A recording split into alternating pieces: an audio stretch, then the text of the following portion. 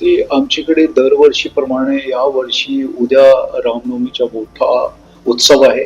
त्यासाठी आमची तयारी झालेली आहे. त्याच्यात जे मेन मिरवणूकचे जे मार्ग आहे ते आम्ही सगळ्यांनी ऑन फूट चेक केलेलं आहे.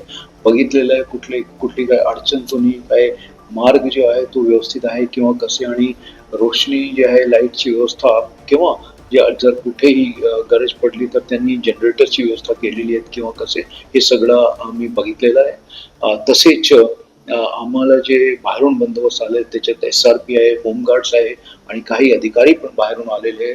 ते सगळे आमच्या सोबत राहून याच्यात बंदोबस्त करणार आहे.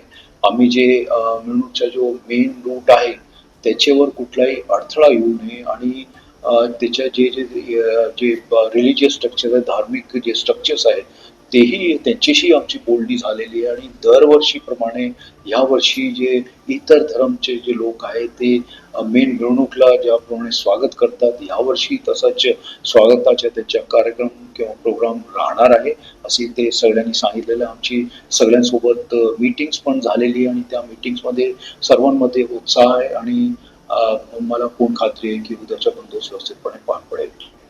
आता जो ड्रोन आहे तो आमचे सगळे बंदोबस्तामध्ये आम्ही त्याचा वापर करतो. या बंदोबस्तामध्ये पण त्याचा वापर होणार आहे आणि सेक्टर वाईज ते आपण वापरणार आहे आणि त्याचा इम्पॅक्ट असा होईल की आम्हाला एक फुटेज मिळतात की कोण लोक आहेत, त्याचे काही वेळेस काही असामाजिक तत्व पण त्याच्यात गैरफायदा घेण्याचा प्रयत्न करतात, तर त्यांच्या सगळ्यांवर आमची नजर राहील.